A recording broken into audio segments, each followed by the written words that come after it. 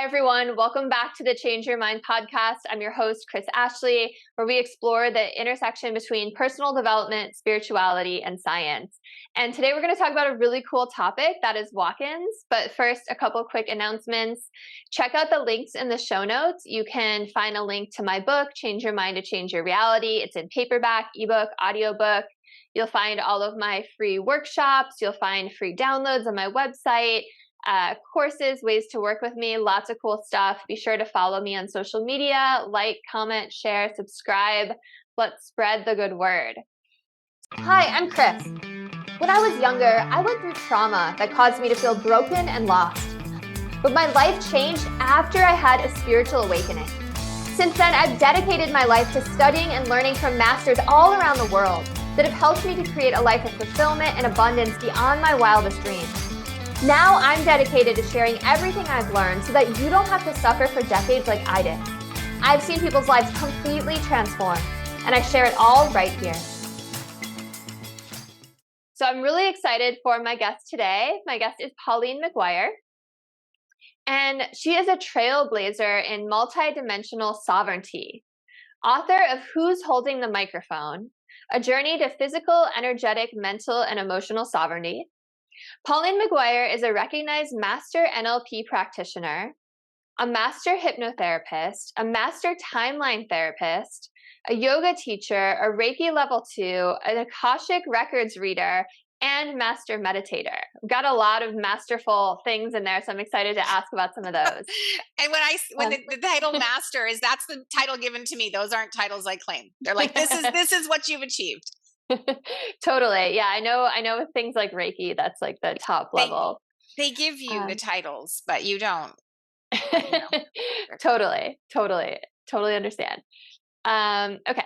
Her journey from combating debilitating chronic illnesses to discovering her path to healing has been inspiring. Today, she is not only fully recovered, but also leads an exciting, joyful, and adventurous life in Mexico. Her work transcends borders as she liberates individuals worldwide from the shackles that limit them.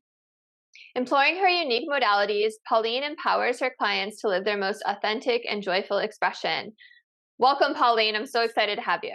Oh, it's my pleasure to be here. Thank you for having me. Absolutely. So I'm going to start with the same question I ask everyone is, I want to hear what your origin story is. And I was just telling you before we started recording, I love starting with origin stories because pretty much everyone has a similar theme, and that's that some hardship they went through, some adversity, some challenge, some trauma, some heartbreak led to their awakening or led to them reinventing themselves or stepping onto the path they're meant to be on. And I think it's so good for listeners to hear that if they are in a dark time right now, something really beautiful can come of it. So please tell us what led you on this path. So just in a nutshell, pretty much a lifetime of illness, discomfort. Like I didn't know at the time what it was, but never feeling always that something was wrong or off. Never feeling kind of, I would even say safe. I don't think I ever felt safe. There was always this pervasive feeling that something was off or wrong, and that things weren't the way they were, that the way things were is not the way they were meant to be. That was so lots of illness, endometriosis, age 11. They wanted to do a hysterectomy on me at age 18 to give me some kind of quality of life. I was being hospitalized every month. I was told I would never have children. And then I went on to conceive naturally. Back issues, back surgery in my 30s with a severely herniated disc. I had lost use of my left leg. I had no control over my left leg. I had nerve damage down to my toes. And through kind of the surgery and doing the work, like doing the physiotherapy and everything, I had regrown new neural networks. So regained all use of my leg. And my first instance of spontaneous healing was, there was a patch about the size of my cell phone on the back of my left thigh that I had no feeling in. Everywhere else I had regained feeling. And that was my first instance of spontaneous healing, was when that healed. And that was during my master NLP training. And Wow. I felt it. I had set the intention that it was going to happen, and then I was woken up in the middle of the night with this just burning sensation, and that was my first instance of spontaneous healing that I can recall. Life just continued. I was in a head-on collision in 2013, head and neck injuries, and things spiraled really badly. I couldn't get my head off the pillow. I uh,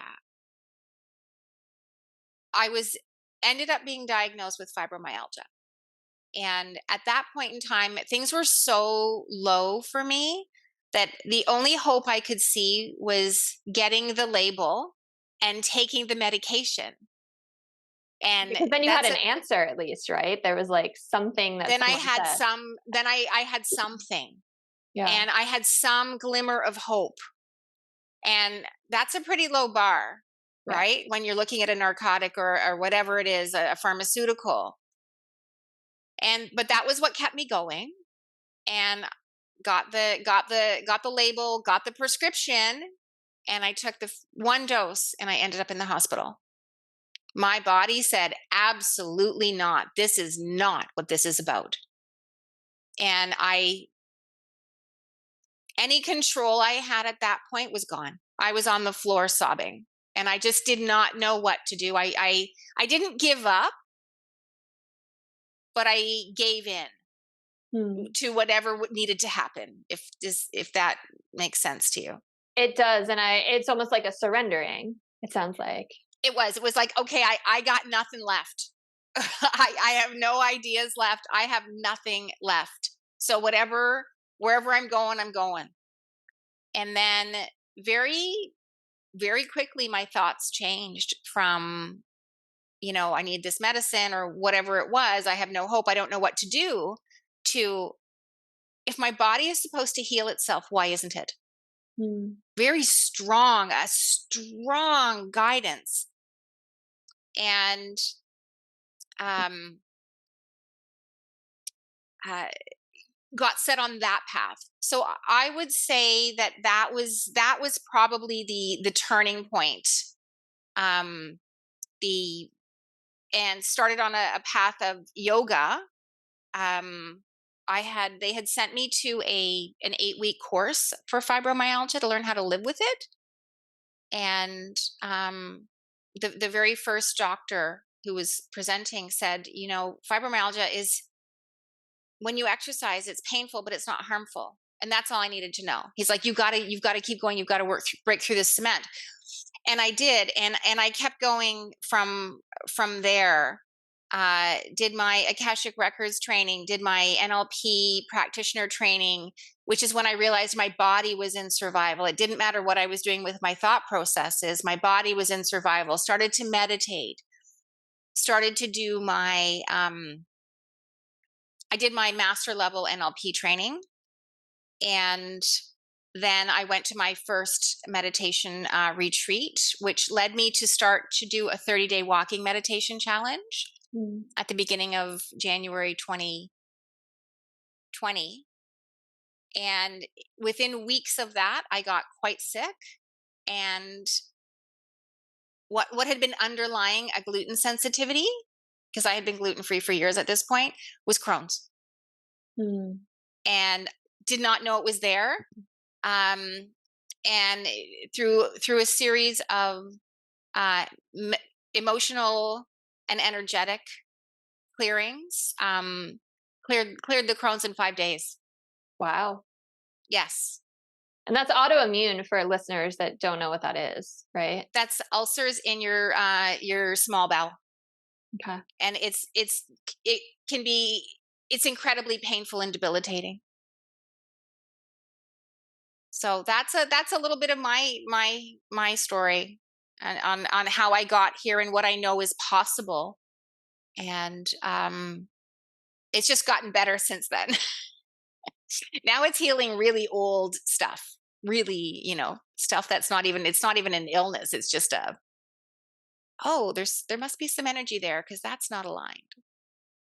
When you just said a moment ago that now it's so much better, you just lit up into this like beautiful smile, and it was like I could see it just like radiating off of you. You're throwing So, off shackles yeah, that's a because great way to. we're never meant to live like that. And in my book, it shows you before and after pictures. It shows you when I did the walking meditation. So I started with this 30-day walking meditation. I ended up going for like 724 days. Of walking Walked, meditation? yes, Wow. across 3 countries.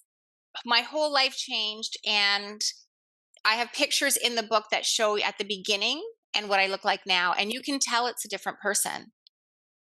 Around day 400 of walking meditation, actually, I won't go there yet. So that's the history.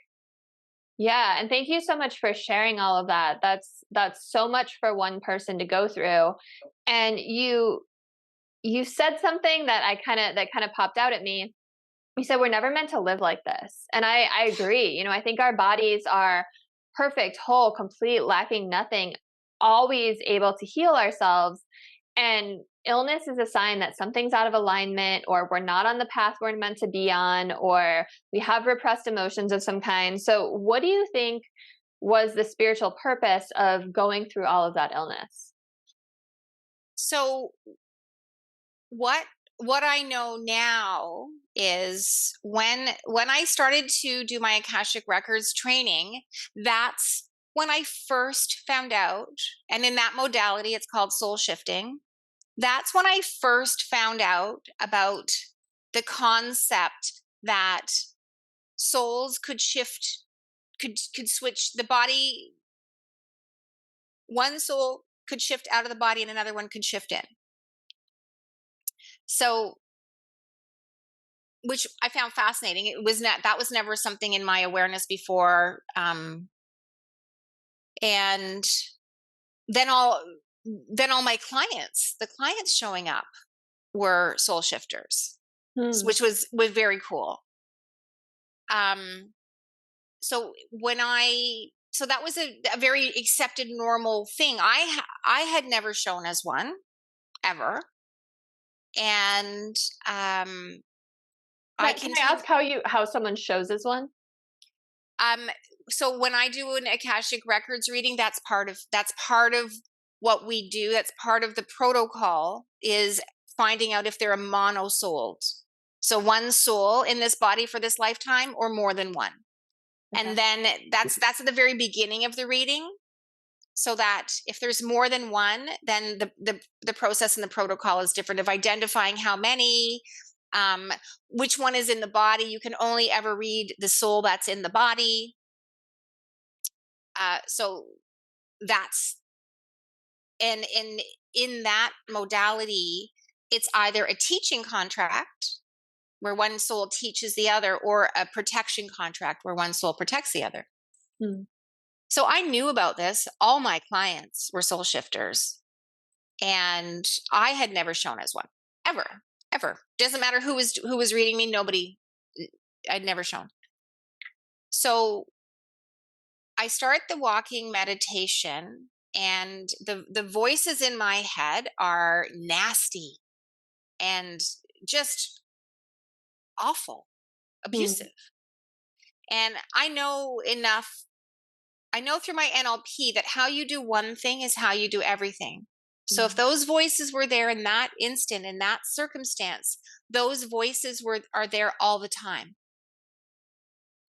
And that's what fueled me to overcome them and get going. And it's like, it was brutal and daunting, but I knew that whether I did the walking meditation or not, the voices were saying that.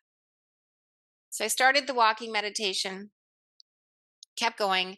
Around things got amazing. So many amazing things happened. However, there was also times where it was like a switch flipped, and I could see very distinct things happening. And there was a beautiful, quiet little voice that was like, "You're doing so beautifully. Just keep going." And then other voices that are like, "You're such an idiot. Who do you think you are?" And there was this cast of characters. Hmm. And I didn't know, there was days I felt bipolar. There's days I felt schizophrenic. Um, and I would observe my behavior, and I would have these amazing days where I'd be riding my bicycle and eating, foods that I love. There's like this one kale salad that I love, and signing up for a course, and those things light me up. And then the next day, I can't get out of bed, and I've eaten 6 donuts, Hmm. and I have no control, none. Everyone's like, "Oh, you're not trying hard enough." I'm really freaking honest with myself. I had zero control over what was going on. And things got really bad between day 400 and day 500 of walking meditation. That's what I was like, okay, I got to do something about this. I don't know what to do. Fast forward, find a gentleman in Thailand that someone had sent me one of his newsletter emails, and he deals with walk ins, which is another name for soul shifting. And I'm just going to quickly say here, so if you look at the body as a house with walk-ins, the house can change owners. So one owner can leave and another owner can come in. When a soul is born into a body, that's called being born in, as opposed to walking in, where you walk in at some point in time after birth. Was pretty desperate, emailed this guy, booked the appointment with him, and I sent him like an email with all of my puzzle pieces, all of the things I noticed but I couldn't make sense of. And I sent it to him, and he responded back, and he's like, "Oh, you are so getting messed with." And he said, "Have you done this clearing?" And I said, "No, because I've never shown as a walk-in." And he said, "Pauline, that clearing is to clear the interference, letting you see that you're a walk-in." Hmm. And we had a 12-hour time difference.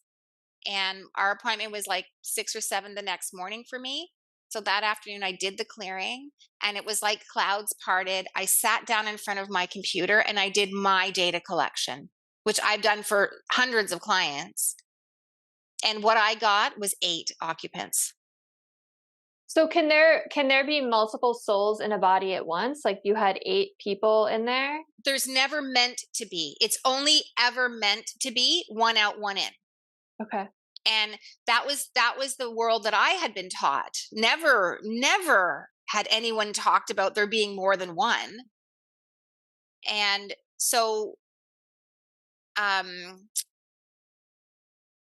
so we get on the I email on the spreadsheet, we get on the call, and he said, "Okay, I looked at your stuff." He said, "You get 8. I get that you're 9 looking at the other 8." So this is an interfered with walk-in. And the outgoing soul is kept. It's not kind of allowed to leave. And interference then gets embodied. So with the first interfered with walk-in, you then have 2 souls and interference. So And can I just interrupt and ask, why would that happen? Like what's the plan behind that? walking in is a highly advanced technique for high dimensional souls. Mm-hmm. Right? You've done a few rounds on Earth before you're using that method to incarnate. In my model of the world, the people that use that method to incarnate are here to affect positive change in the world. Right. That's what I've always heard too. And oh, my whole body just broke out in goosebumps. So that is a way of stopping it. If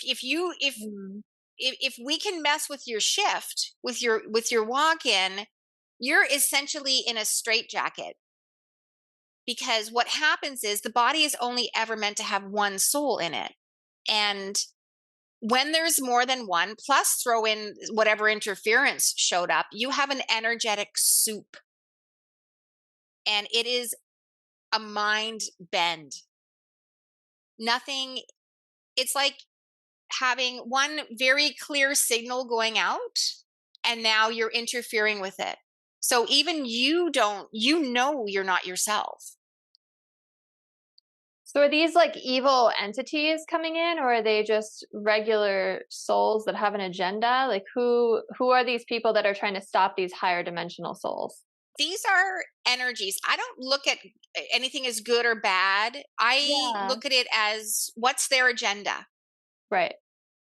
Um, I agree with that. so their agenda is, I mean, you can look at many different things.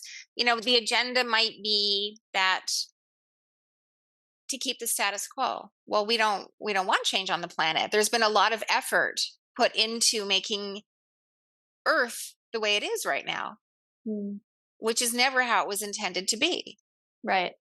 I've heard that as So who's benefiting from Earth being the way it is right now? I can pretty much guarantee you those are the energies at play in interfering with walk-ins. well. Got I it. don't name the energies until I'm actually working with a client, because there can be a lot of fear packed around the names. And guess who packed the fear around it? They did. Yeah. So we don't look at it. Religion, oh my gosh, religion has packed so much fear. So I was, at that point in time, I believe there was 7 occupants in the body. We cleared, we did the clearings. I slept for, I think, 5 hours, and I woke up, and for the first time I could ever remember, my head, there was quiet in my head. I did not know that I had a committee in my head. So now are you the soul that was meant to walk in, that higher dimensional soul? Is that who's in your Yes, body right now? Is that who I'm and talking to? there have been shifts since then. Hmm. So when you walk that path, so there's different kinds of shifts. So if you look at the oversoul as a diamond, it's too big to fit in a body, Right. right? So a facet of that oversoul will come in. I write So about that. I write about that in my book, actually. do you? All Yeah. right, perfecto. Yeah. So what can happen is, the oversoul sends in a facet, and different types of shifts are, that facet can leave and another facet comes in, and you explore different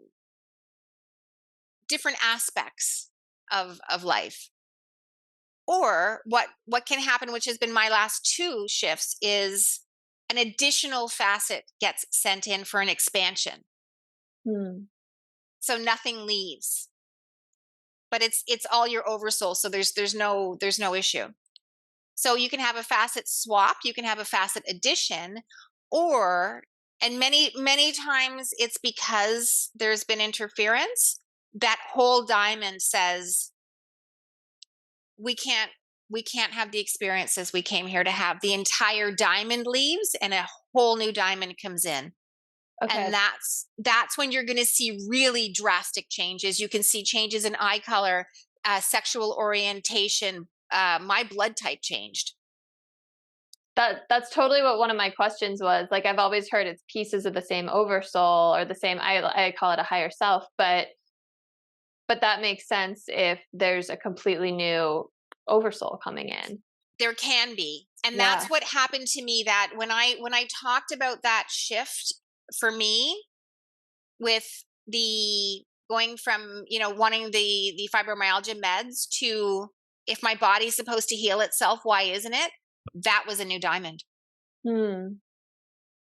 Because your thinking changed so much. So I think I told you this on our preliminary call. The book that led to my spiritual awakening in 2002 is called The Ancient Secret of the Flower of Life. It was written by a man named Drunvalo Melchizedek, and he was a walk-in.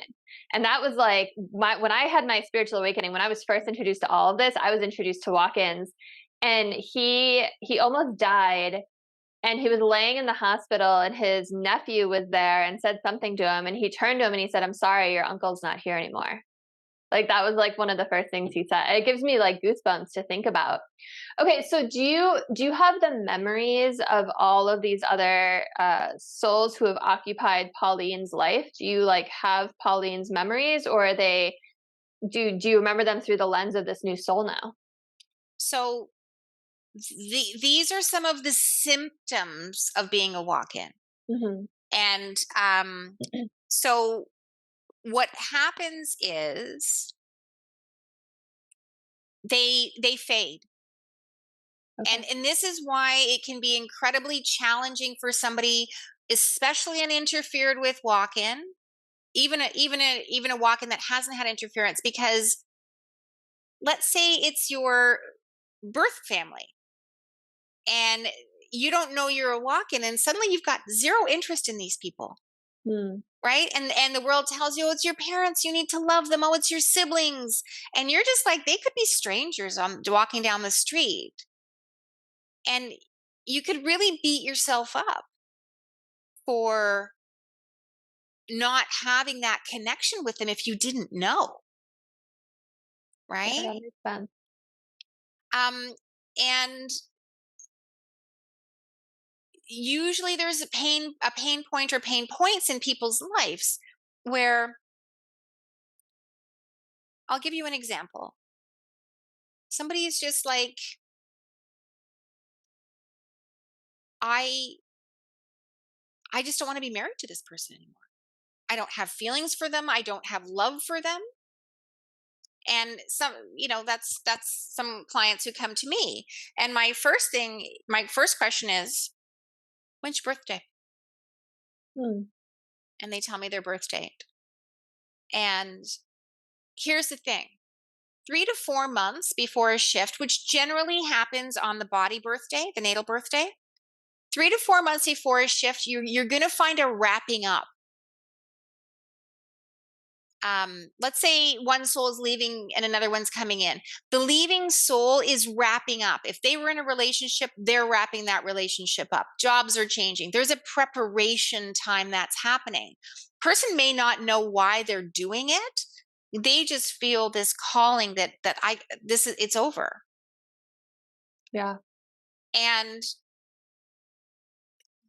kind of cleaning up their own backyard before they leave. Because if they don't, and many don't, many are interfered with and they don't do it, now you're going to have another soul that's going to come in and say, yeah, this marriage is done. And it won't be done with, there's no relationship there. It's Yeah. like a stranger breaking up with your boyfriend for you. Yeah. They're not going to do it with the loving compassion that you have. Totally. So I've also heard, I'm a big fan of Dolores Cannon. I don't know if you're familiar with Yeah. her work. So she talks about walk-ins a little bit, and when she talks about it, she says that sometimes the situation is that the soul that's here decides they don't want to be here anymore, right? They want to tear up their contract. They don't want to be on planet Earth anymore. It's too much for them. They're just, for whatever reason, ready to go. And sometimes a walk-in will come in for that purpose because, as she says, why waste a perfectly good body? Exactly. Right? Yeah. So do you see that happening too sometimes? Absolutely. Let's say, and this was the case in with me, that the born in soul came in with an agenda, right? This is, my We all pre-birth do. planning, We all right? do, right? This is what I came here to experience. Yeah. And then the family dynamics didn't allow that. Hmm. And soul says, well, I'm out. And another soul comes in. So yes, I completely agree with Dolores Cannon on that. And then when you look at what I see, because the people that come to me, they have many embodied souls. I average between 11 and 15 for the people that come to me. Wow. So when people come to you, it's they're dealing with the same issue that you had. Exactly. Exactly. And so what's happened is that interference, a soul's come in and interference has taken over. Another soul's come in, and these are, I call them warrior souls, because they've been through some pretty rough stuff, and the soul just is, nope, it's viable, and they keep sending that facets in, or to wake the soul up. Hmm. And So what happened, that's the purpose behind that's it. exactly. So when you've got someone who's relentlessly, like, they're going to do anything, I'm here for a reason, that's a big clue that you're a walk-in. That's a really big clue that you got walk-in stuff going on. Say that again. Say that again. If you feel like you're here for a bigger reason, You know you're here for a reason, a big purpose, but nothing's going right. Okay. And you're just like, this isn't the way it's supposed to be. This, you've got this drive. That's what drives many people to me, is their soul is telling them something's wrong. And they're like, well, why can't I find my purpose? And it's really about what's blocking my purpose. Hmm. And it's this energetic soup in the body, which includes interference, which does not have the body's interests or at heart. So what ends up happening with multiple embodied occupants is that they end up time sharing the body. So is it like, it makes me think of multiple personality disorder. Like, do you think that's misdiagnosed? Oh, absolutely. Because And I know. what was that show that just came out? My gosh. It was based on a true story. I'm gonna have to remember it, but it was like time sharing. The same thing. It was like throughout the day, this kid, and it was based on a true story, could be any one of these personalities, and they would just rotate through depending on what he needed. Yeah. And like, I myself knew, there was times I questioned whether I was bipolar, Yeah. whether I was schizophrenic. I knew I was depressed. So you've got to look at it, and the body, what the body does is it reflects the energy that's inside of it. And let's say, we'll talk about my case. So there's like seven souls embodied, lot of interference, and only one that wanted to be there. So on the day, or on the times, or let's break it down and just say, okay, by day. So on the days that the primary occupant, the one that's meant to be there, was up front, life is good. They want to be there. On the other days, they don't want to be there.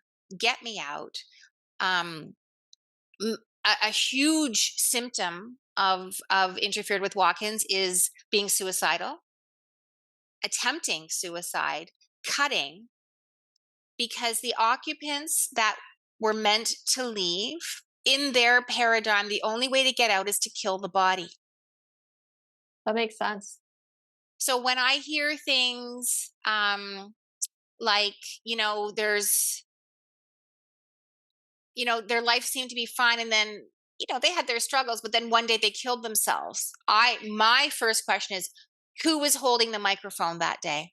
Because the title of my book, Who's Holding the Microphone, is the euphemism for who was up front that day.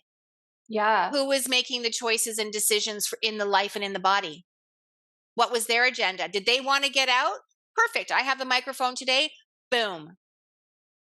Totally. So, okay. So question, because I keep going back to this multiple personality thing, and I looked it up really quick. The Crowded Room is the name of that show for anyone that wants to watch it, with Amanda Seyfried, who I love. So in that instance, and in a lot of instances with multiple personality disorder, the souls don't remember, or the original born-in soul doesn't remember what goes on when other people are holding the microphone, to use your terminology. So is that the same thing that happens with walk-ins? Like if one of those other souls is holding the microphone and they do something really destructive, for example, and then the born-in soul comes back, do they have any memory of that? Is there any recollection, or is it just like this blacked out period of time in their life? So so everybody's in the body and the microphone's changing. Hmm. So my recollection of that was that as the primary occupant, the one that was meant to be there, when decisions were being made by other occupants that were affecting me, it was just this massive confusion of what is happening. Because you think it's you. You're not in awareness that it's not you. Right. And this world is very much of you need to take responsibility and you need to try harder and you need to figure it out. And I was very much brainwashed into that. And so you're kind of like, why am I doing this? I didn't have any awareness that there was multiple occupants. So I was, which is the objective is I was caught in that vortex of confusion and misery. Sounds really scary. Like a It scary place is. to be. It is. And when we first started to talk and you would ask about my history, I said I felt very unsafe, Yeah. incredibly unsafe. And how could you feel, there's what a tremendous source of being unsafe when it's unsafe to be in your own body. Yeah. And there'd be times before I knew what was going on, but pretty close to when I was probably within the 400 to 500 days of walking meditation before I figured it out, because we cleared me on day 500. I was having a hard time staying in my body. Like it was like I was getting kicked out. And I would be driving. I remember one day in particular, I was driving to my naturopath and I knew I wasn't in my body. I pulled my car over. I was in the middle median. And I got out of my car and took my shoes off and I stood on the ground, stood on the grass to try and get back into my body.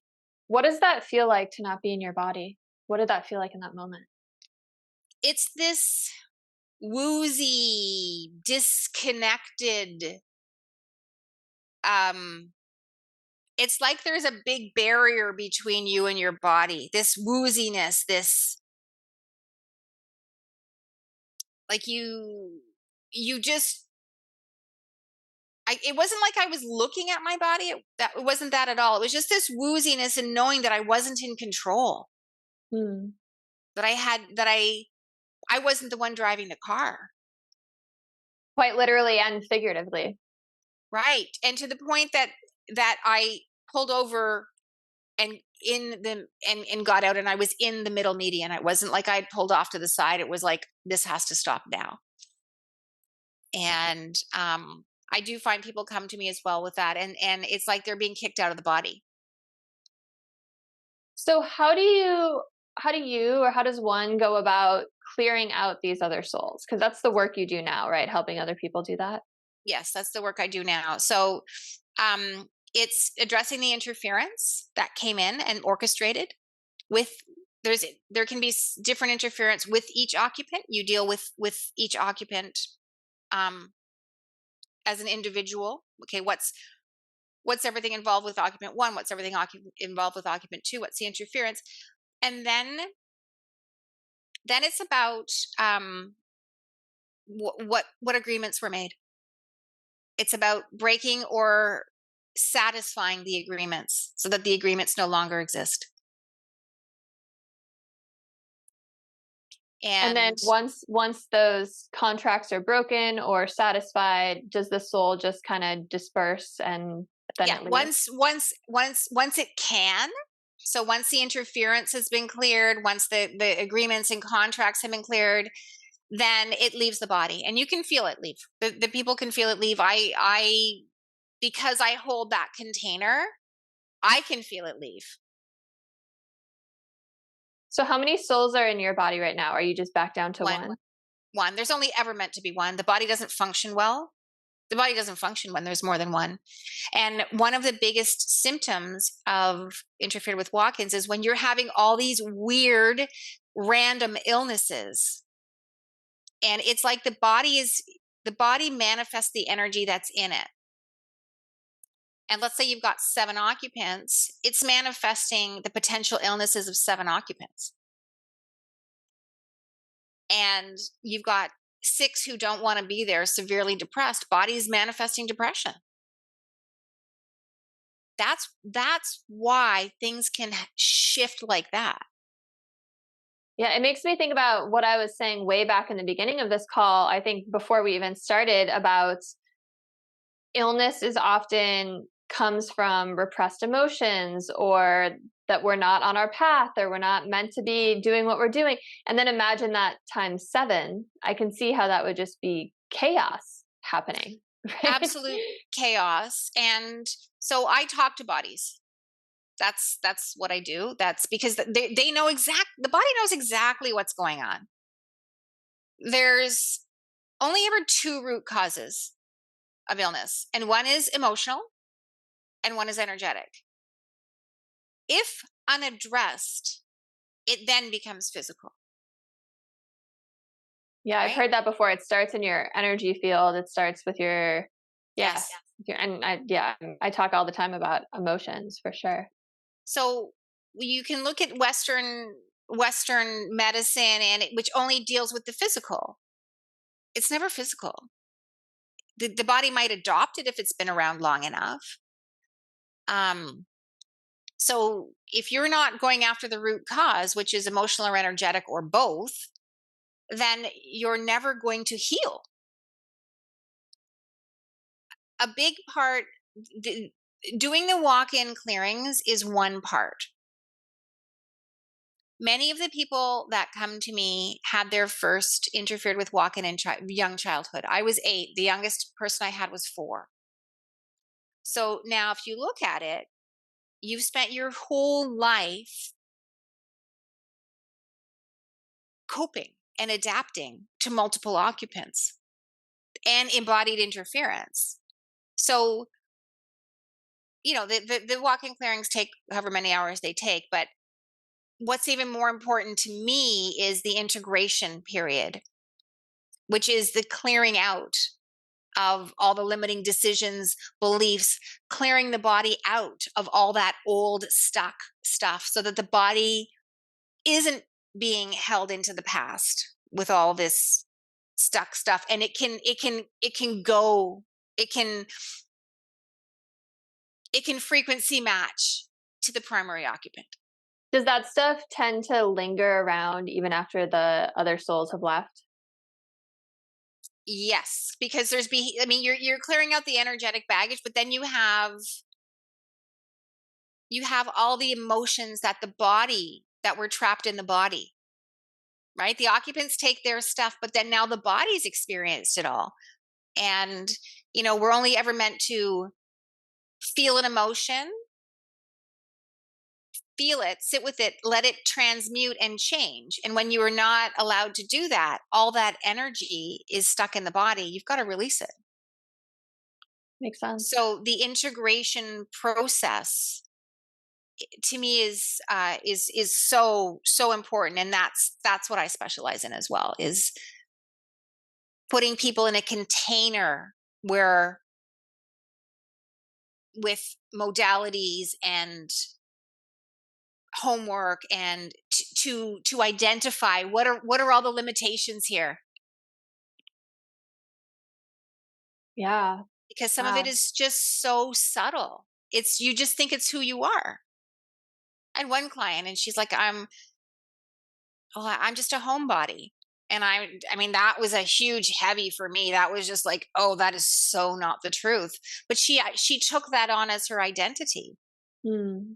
So through the process, it's clearing all that stuff out so that, How do you ever really know who you are then? Right? right. How do you know who your current primary occupant is, if you're still owning the stuff from previous occupants? And like this diamond came in November of 2020. I own nothing before that. It's not me. Wow. So it's this walk-in for you is really recent. This is when this diamond came in. The most recent facet edition was on my birthday about 2 weeks ago, 3 weeks ago.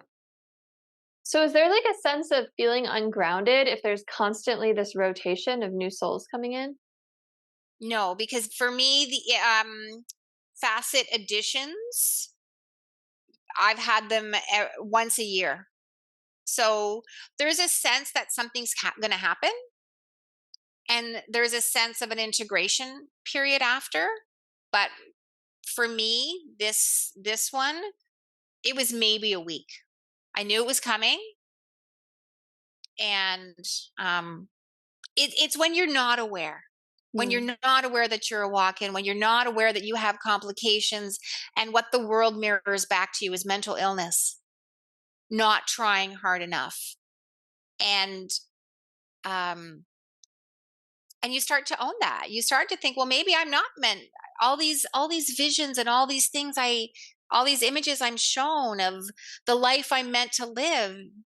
Maybe I'm not supposed to have that. Almost like the world is gaslighting you. The world, well, when you incarnate as a walk-in with a purpose, you're already in a world that's gaslighting you, because one of my biggest challenges has been that very little in the world reflects is even comfortable to look at or reflects who I am. And that's because I'm here to change it, Yeah. not to be part of it. It's I and part of my process has been walking my path, honing my guidance so that it is so strong, and continuing to clear out my body so that I have the strength to look at what's happening in the world, because it's not good. It's not how it was ever meant to be. And continuing to walk my path and say, but where are the walk-ins?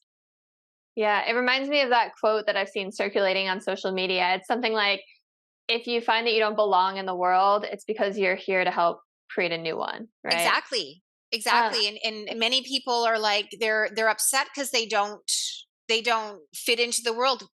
Rejoice yeah, if you don't fit into the world, because who wants to fit into what's happening now? right. And if you don't fit in, what it's for a reason. It's for a specific purpose. But many people, they've tried so many things to find their purpose, to feel feel somewhat okay in their body, to feel somewhat like okay just in life. And they got really discouraged. And then they'll hear about walk-in, and something in their body and their soul will be like, that's for you. Anyone listening to this. And there's two ways it can happen. One is that you just have a knowing that, oh my gosh, there's something there for you. You could get goosebumps, you could get excited. I call it my cells dancing, right? When something's for me, my cells start dancing. I like that. The other way it could happen is absolute rejection, anger, dismissal. Mm. And it's like, what is that? That's garbage. That there's no way. What a crazy woman she is. Well, I'm here to tell you that that reaction means you're in resonance. You Yeah, may be in rejection of it, but you are in resonance with it. I like that. I like that perspective a lot. And really, it is the most exciting time to be alive right now, right? The earth is splitting 3D and 5D. Like you said, there's so many souls here. I'm a volunteer. You're a walk-in. There's so many souls here that are here to help humanity and help the planet rise in consciousness and usher us into this new world. So it's, if you're feeling, listeners, like Pauline said, that it's hard to look at what's going on in the world right now, it's because you're meant to shift your attention to the 5D, right? But it's trying to snare you in. Oh, totally. The fear, right? It's trying to keep you there. Um and I know some people that walk their path by not paying any attention to it. Fair enough. That's, for me, I watch what's going on to see where my triggers are. I watch what's going on. I don't immerse myself in it by any means. To also gauge where the global consciousness is at. What's happening tells you if there have been any shifts in the global consciousness.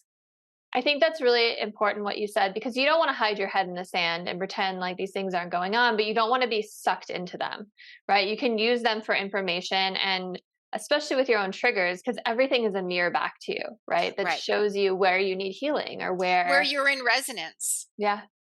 Right? So if you've truly healed something, you're not in resonance. Right. You're not in resonance with it. You said something just a second ago that I wanted to expand on. I don't know what it was. It's okay. I know we have a hard stop today. Yeah. So, is there anything else you want to share before I ask listeners, or before I ask you to Yeah. tell listeners how they can get a hold of you? Yeah, I do. What I want to say is, if this is in any way resonating with you, you're not crazy. This is your path. To what extent, I don't know. But it's incumbent on you to act. The system and the world as it is doing a tremendous job for what it was designed to do, which is to keep everybody in fear and inaction. Mm. You have free will. And when you choose to exert that, intention is so powerful, but you have to take action. You have to say, I don't want this. I didn't know what to do. Keep trying. Keep trying. Yeah. You're not crazy. The world's crazy. You're not. And it's trying to tell you the opposite. I think that's so important. And I think that message it can touch people, even if they're not experiencing these symptoms, even if there's something else going on, like take action, take responsibility for your own life. You have your own free will. I think that's a great message overall. You're So not can you, responsible for the shit show that's going on. You're responsible for taking action to extricate yourself from it. yes, very important. There's a quote on healing that I like that's similar to that. It's like, you're not responsible for what happened to you, but you solely 100% are responsible for your own healing.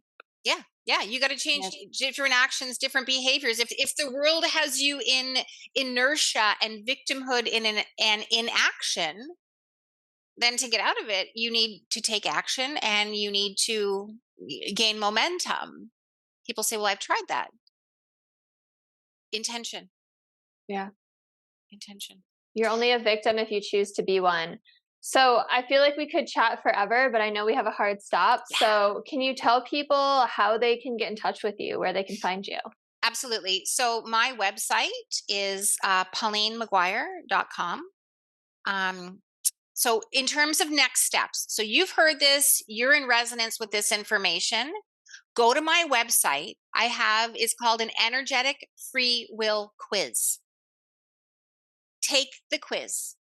It will give you a number from 0 to 21. 0 is you're not interfered with at all. 21 is you got walk-in stuff going on and you have other interference stuff going on. Take the quiz. It will give you you'll get an email. It'll give you a rating. You can be green, yellow, red, or red alert. With the quiz, you will have the opportunity to book a free 20-minute call with me. And when I say it's free, it's free. There's absolutely no obligation. I will use that 20 minutes to answer any questions that you have and give you your next step. Well, that sounds like a pretty amazing deal. And everyone, if you're resonating with this, I hope you jump on it. I'm going to go take the quiz. I don't think I have a walk-in, but it sounds like an interesting thing to do. So all the links will be in the show notes, so you'll be able to find them there. And thank you so much for everyone for tuning in. Check out the show notes for links to my work as well, my book, Change Your Mind to Change Your Reality. Check out Pauline's book as well. Oh, yes, my book is on my website as well. Yeah. Sorry, I forgot that. It's okay. And then please like, share, subscribe, follow me on social media. Change Your Mind with Kris is my handle, just like it is on here. Have a beautiful rest of your day, everyone.